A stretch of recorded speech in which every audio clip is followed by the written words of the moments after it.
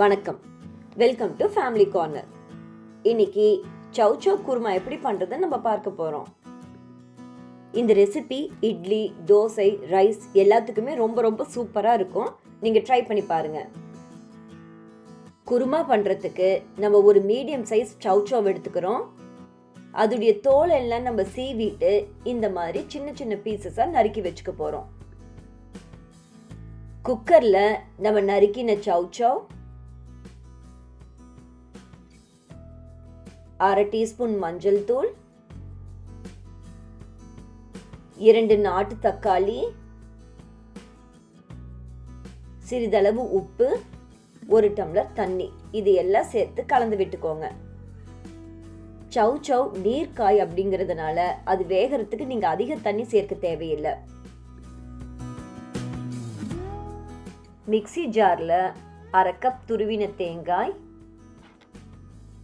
2 பச்சை மிளகாய், 1 இன்ச் பட்டை, 2 ஏலக்காய், 2 கிராம்பு, 1 டீஸ்பூன் சோம்பு, 1/2 டீஸ்பூன் கசகசா, இஞ்சி 1 இன்ச், 6 பல் பூண்டு, 1 டீஸ்பூன் பொட்டுக்கடலை, இது எல்லாம் சேர்த்து அரைச்சு எடுத்துக்கோங்க.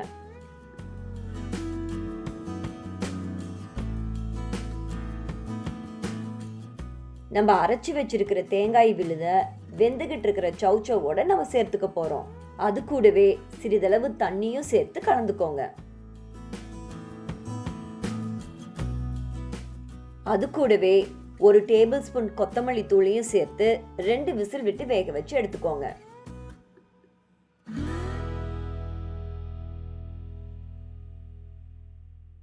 ஒரு பாத்திரத்துல 1 டேபிள் ஸ்பூன் எண்ணெய் சேர்த்துக்கோங்க.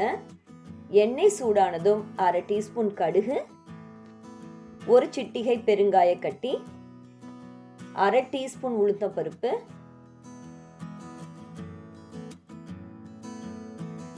சிறிதளவு கருவேப்பிலை,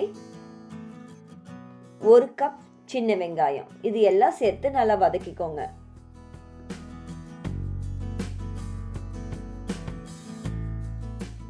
நம்ம வதக்கின வெங்காயத்தை குக்கர்ல வேக வச்சு எடுத்திருக்கிற காயோட சேர்த்து நல்லா கலந்துக்க போறோம்.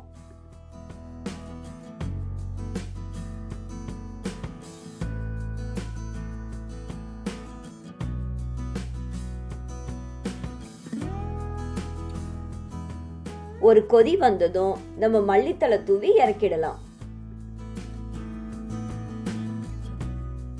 மிக மிக சுவையான, எளிதான, ஆரோக்கியமான சௌ-சௌ குருமா தயாராயிடுச்சு. இந்த ரெசிபியை நீங்களும் ட்ரை பண்ணி பாருங்க. உங்களுக்கு பிடிச்சிருந்தா ஃப்ரெண்ட்ஸுக்கு ஷேர் பண்ணுங்க. ஃபேமிலி கார்னருக்கு சப்ஸ்கிரைப் பண்ணுங்க. நன்றி.